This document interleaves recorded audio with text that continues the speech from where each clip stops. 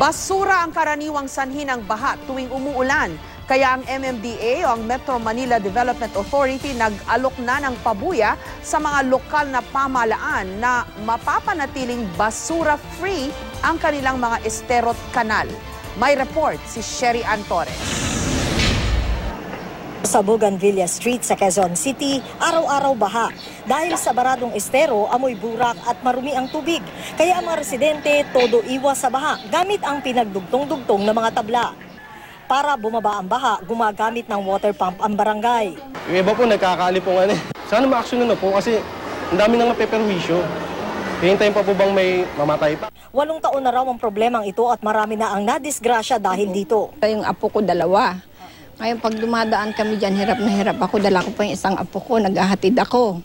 Nadulas kami dyan. Talagang napilayan ako. Ito, nabali yung ganito ko.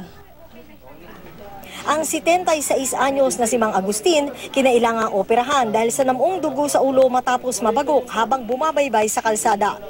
Kahirap nung kalagayan ng mga constituents ko dito dahil nga matagal na yung problema eh. Gumawa naman kami, ginawa na namin lahat ng paraan, pero parang nagiging kuwan lang kami. Hindi man lang pinakinggan. Dahil na rin sa araw-araw na hirap na inaabot ng mga residente dito sa looban ng Bougainvillea Street dahil na rin sa baha dulot ng baradong kanal, nagdesisyon yung mga residente dito na buwanan magkaroon na lang sila ng contribution at umupa ng tagahukay na kagaya nitong si Kuya. Ang pag-asa kasi nila, pag nawala na yung mga namuong burak dito, unti-unti nabababa yung baha. Kabilang ang esterong ito sa mga kanal na pinoproblema ngayon ng MMDA at DENR. Kaya pakiusap nila, huwag tayo basta-basta nagtatapon ng basura sa katubigan. Nalalagay na kung sino-sino yung marumi. Meron kaming nagtitake ng picture dyan, ina-upload namin sa computer. Pagkatapos, dun makikita na.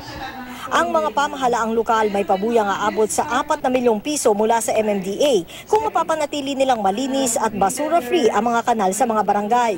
Pero kapag pumalpak ang LGU, pwede silang pagmultahin ng MMDA sa ilalim ng Solid Waste Management Act.